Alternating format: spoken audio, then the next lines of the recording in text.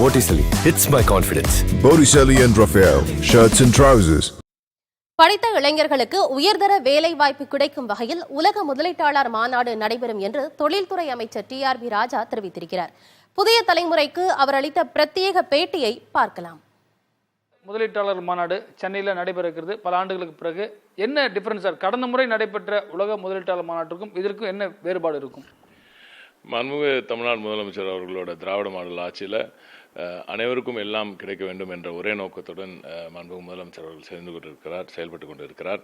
அந்த வகையில் பழைய ஜிம்மையும் நீங்கள் இதையும் கம்பேராக பண்ண முடியாது. அது வேறு அது பேசினா அரசியல் ஆகிடும். அதனால் அதுக்குள்ளே போக வேண்டாம். பட் இந்த குளோபல் இன்வெஸ்டர்ஸ் மீட் உலக முதலீட்டாளர் மாநாட்டில் இது வரைக்கும் நீங்கள் பார்க்காத பல முக்கிய நிறுவனங்கள், இது வரைக்கும் தமிழகத்துக்கு கிடைக்காத நம்ம இந்த மாதிரி நிறுவனங்கள் நம்மளுக்கு வரலை அப்படின்னு நம்ம எண்ணிட்டு இருந்த அந்த நிறுவனங்கள் எல்லாம் இப்போ இங்கே வரப்போகுது.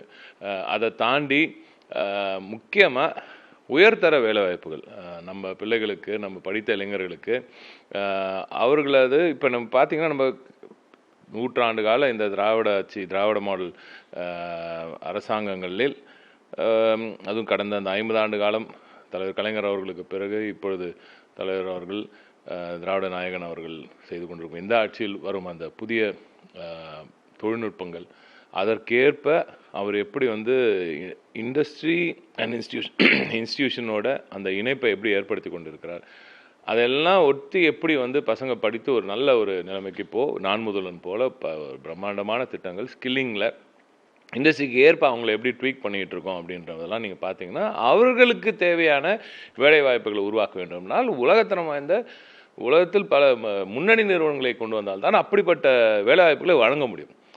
அந்த எண்ண ஓட்டத்தோடு தான் மாண்புமிகு முதலமைச்சர் அவர்கள் செயல்படுத்தி கொண்டிருக்கிறார். எங்களை எல்லாம் அந்த நோக்கத்துடன் செயல்பட்டு தான் பல வெளிநாடுகளுக்கெல்லாம் பயணித்து அங்கே இருக்கும் பல முக்கிய நிறுவனங்கள், அந்த நிறுவனங்களோட பேர்லாம் இப்போ சொல்ல முடியாது. மாண்புமிகு முதலமைச்சர் அவர்கள் நிச்சயமாக நம்ம 7-8 அன்று அவர் அது விவரிப்பார். அதை பற்றி முக்கியமான நிறுவனங்கள், பல முக்கியமான வேலைவாய்ப்புகள், பல உயர்தர வேலைவாய்ப்புகள், அதை தாண்டி பரவலாக்கப்பட்ட வளர்ச்சி, இது எல்லாம் இணைக்கிற ஒரு பிரம்மாண்டமான ஒரு உலக முதலீட்டாளர் மாநாடாக இது அமையும். நிறைய நாடுகளில் ஏஐக்கு நிறைய முக்கியத்துவம், அது மாதிரி இன்வெஸ்ட்மெண்ட்ஸுக்கும் நம்ம பிளான் பண்ணிட்டு இருக்கோம்.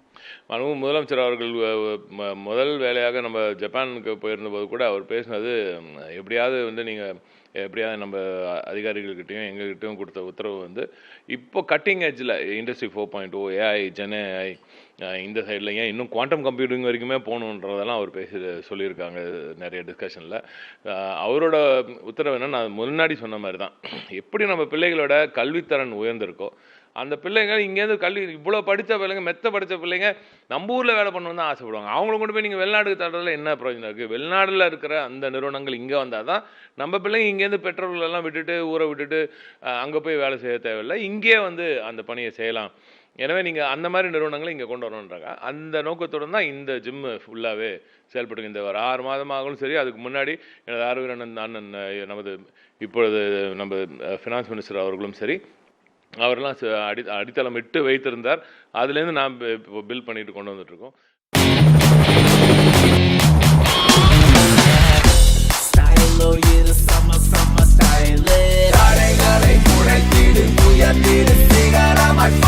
ஃபிட்டான Botticelli இருந்தா கான்ஃபிடென்ட்டா என்ன வேணாலும் செய்யலாம். Botticelli, it's my confidence.